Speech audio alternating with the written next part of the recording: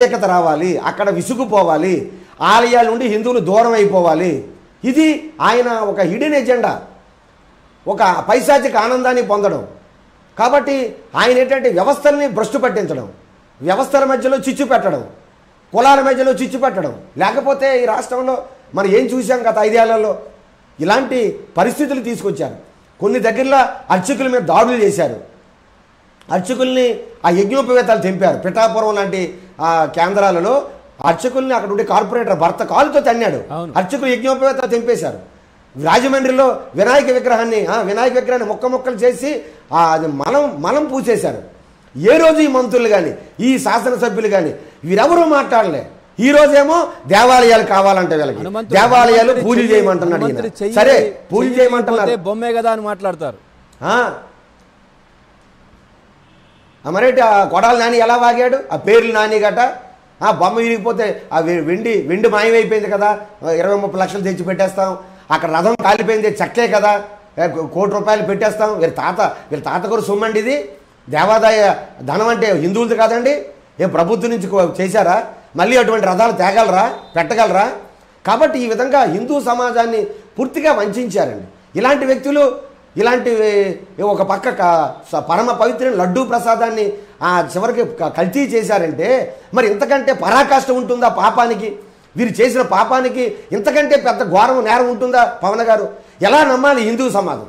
ఎలాగ విశ్వసించాలి ఇలాంటి నయవంచకుల్ని, ఇలాంటి ద్రోహుల్ని, ఇలాంటి హిందూ సిద్ధాంతాలని, హిందూ మనోభావాల్ని కాలరాసే వ్యక్తుల్ని మళ్ళీ ఎలా మేము అలాంటి వాళ్ళకి అవకాశాలు ఇవ్వగలరు? హిందూ సమాజం మొత్తం భ్రష్టు పట్టించారు కదా హిందూ సమాజాన్ని. కాబట్టి ఇంతకంటే రాష్ట్రంలో ఒక ఏ ప్రభుత్వం కానీ ఇంతకుముందు ఎటువంటి పాలకులు కానీ హిందుత్వానికి ఇంత ద్రోహం చేయలేదు, ఇంత ద్రోహం చేశారు. కాబట్టి ఇటువంటి పరిస్థితిలో హిందువులందరం కూడా చైతన్యవంతం అవుతున్నారు.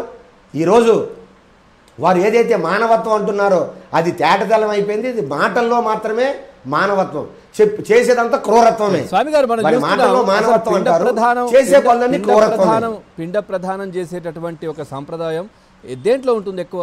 హిందూయిజమే కదా, హిందుత్వంలోనే కదా. అవునండి, హిందువులే కదండి. పితృలోకాలకి తల్లిదండ్రులు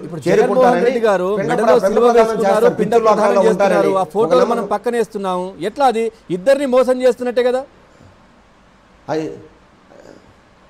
మోసమే కదండి. హిందువులు మోసం చేయడం, ఒక పక్క క్రైస్తవులు మోసం చేయడం, వాళ్ళు చేసినవి అవే.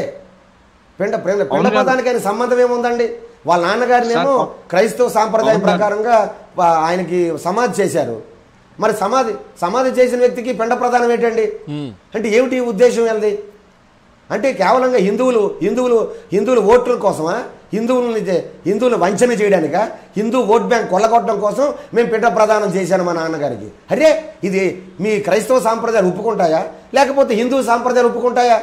హిందువుడైతేనే పిండ ప్రదానం చేయు, క్రైస్తవుడైతే క్రైస్తవ ఆచారం ప్రకారం ఉండు. అవతల అడ్డు ఉండవు, యువతలు దీన్ని గౌరవించవు. ఓ పక్క డిక్లరేషన్ మీద సంతకం పెట్టావు, వస్తానంటావు. ఇప్పుడు వచ్చేవాడు భార్యని తెస్తావా? తేవు. భార్యతో రావు, కుటుంబ సమేతంగా రావు.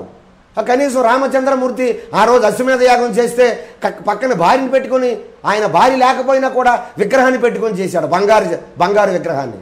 మరి నా భార్య లేదు కాబట్టి నేను చక్రవర్తిని కదా, అక్కర్లేదు అని అనుకోలే. రాముడు ధర్మాన్ని గౌరవించాడు, శాస్త్రాన్ని గౌరవించాడు. ఏది నీ గౌరవం? ఎక్కడ శాస్త్రాన్ని గౌరవించావు? లేదు, నీకు నచ్చలేదు, రావడం మానే, దేవాదాయ శాఖ మంత్రి దంపతులు పంపించు, లేకపోతే మీ మంత్రిమండలిలో